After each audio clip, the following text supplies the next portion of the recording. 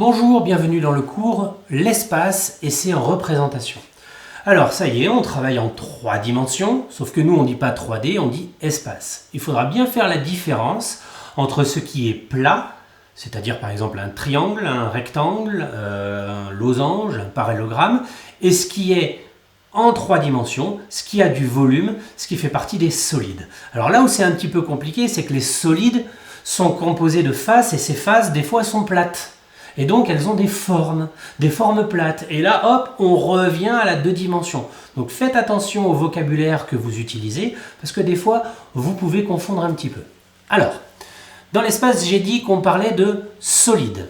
Alors le solide, on peut les classer, par exemple, les solides qui sont droits, c'est-à-dire ceux qui reposent sur une base et qui montent bien verticalement, bien droit.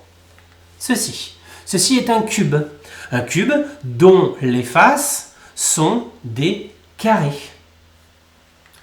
Par exemple, un cylindre. Un cylindre, on a ici la base qui est un disque, on monte bien droit, et on a la deuxième base ici qui est un disque.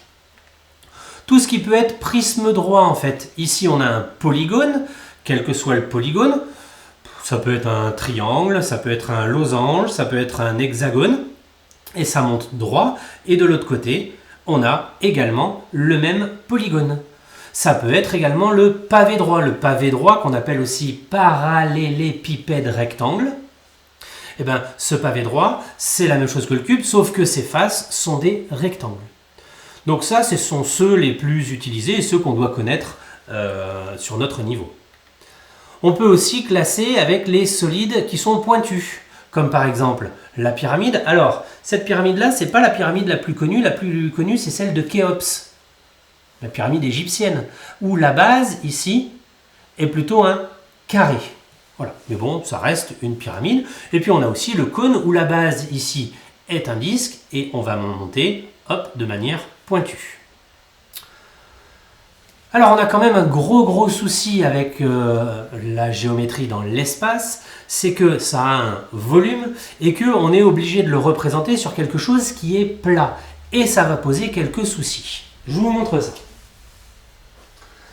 Voici quelque chose que vous connaissez bien, une équerre. Alors, si je place l'équerre bien correctement face à vous, elle est comme ceci. Donc là, par exemple, si vous faites pause et que sur votre écran, vous posez votre équerre, vous avez ici bien l'angle droit, vous le voyez bien correctement. Si jamais l'équerre, je ne la présente pas face à votre œil, mais que je la présente, par exemple, hop, un peu penché, on va jouer avec la lumière, paf, comme ça. Si vous faites pause, ici, il n'y a plus d'angle droit. Allez-y, attendez, j'enlève un peu la lumière, voilà. Essayez de mettre votre équerre ici, vous voyez bien qu'il n'y a plus d'angle droit. Ici, on a l'impression qu'on a quelque chose qui est pointu. Tiens, je peux même essayer de faire ressembler le triangle à un triangle isocèle. Hop, si je bouge un petit peu, alors bien sûr que je l'ai dit, donc je ne vais pas y arriver. Hop, hop, là on a presque l'impression que ces deux côtés-là ont la même longueur. Or, je le remets face à vous, ça ne marche pas. Donc en fait, lorsqu'on voit les choses pas face à nous, tiens, hop, il est là le triangle isocèle, ça y est, je l'ai. Hop. Là, on a l'impression que ce côté-là, c'est le même que celui-là. Quand on ne regarde pas les choses de face, on a ce problème de perspective. Et ce problème de perspective, c'est ce qu'on appelle la perspective cavalière. Alors il y a des règles pour représenter les choses correctement. Premièrement, la face de devant et de derrière, celles qui sont face à notre œil, il faut les représenter correctement. Ce sont des carrés dans un cube, donc on le représente comme des carrés. Les faces qui sont sur les côtés, vous voyez, au-dessus, à gauche, ce sont des parallélogrammes. Or, dans la réalité, on a dit que ce sont des carrés. Mais comme on ne les voit pas de face, on les représente en parallélogramme. Par contre, ce qui est important, c'est tout ce qui est parallèle reste bien parallèle. La perspective cavalière respecte le parallèle. Il n'y a pas de point de fuite. Le point de fuite, c'est le point où toutes les lignes se rencontrent. C'est que lorsque vous faites un dessin et que vous mettez un petit bonhomme avec une route qui regarde vers l'horizon, vous avez l'impression que la route, elle devient de plus en plus petite. Ça s'appelle un point de fuite. Nous, en mathématiques, ça n'existe pas. Les bords de la route sont parallèles, donc on les fait parallèles. C'est tout. Et puis pour terminer, alors ça se voit pas très bien sur mon dessin, mais normalement les arêtes cachées, elles sont en pointillé. Là, on voit un petit peu ici, hop, là, voilà. Si on s'applique un peu à regarder, on a ici les arêtes qui sont cachées parce qu'elles sont derrière des faces existantes et donc elles sont en pointillé. Voilà. Alors, comme on a des petits problèmes, des fois on va faire une autre représentation, c'est qu'on va imaginer le solide en version éclatée. On l'a ouvert complètement et on l'a remis à plat. C'est ce qu'on appelle un patron. Voici 3 solides, donc un pavé, un pavé droit, pardon, un prisme et un cylindre. Et la question c'est, une fois qu'il a été éclaté, qu'il a été remis à plat, quelles sont les dimensions? On retrouve les dimensions qui étaient au départ. Et il faudra bien faire attention que cette longueur-là soit bien la même que celle-là, parce que lorsqu'on va replier le dessin, elles vont venir se coller l'une à l'autre. Cette longueur-là, elle doit se coller à une autre longueur. Donc il faut que ce soit la même que celle-là. Pour le prisme droit, c'est pareil. Cette longueur-là, ici, qui mesure 5 cm si j'y vois bien, 5 cm, elle doit venir se coller sur celle-là.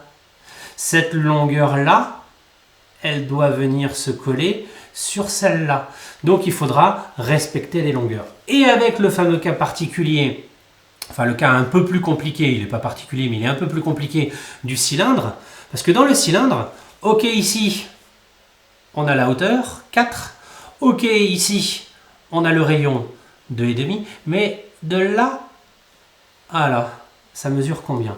C'est ce que je viens d'expliquer, c'est-à-dire que cette longueur-là, ici, d'ici à ici, elle doit venir s'enrouler exactement sur le disque.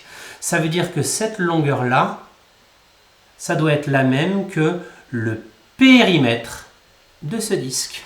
Donc 2 fois pi fois le rayon. Voilà tout ce que je pouvais dire pour l'instant sur l'espace et ses représentations. À la fin de la leçon, 3 choses à connaître. Je connais le nom des solides de l'espace, j'arrive à les repérer, je sais comment ils s'appellent. Je connais leur représentation en patron, je sais en construire, à savoir quelle longueur va se coller sur laquelle, est-ce que ça va bien marcher ou pas. Et puis, je connais leur représentation avec la fameuse perspective cavalière, qui me permet de dessiner les choses, même si elles ne se dessinent pas tout à fait telles qu'elles sont. Je reprends mon exemple, lorsqu'on est en face, on a des formes qui sont un peu déformées. Voilà, donc tout ça, il faut arriver à s'en sortir sans trop de problèmes. Moi, je vous souhaite un bon courage pour la suite et je vous dis à bientôt.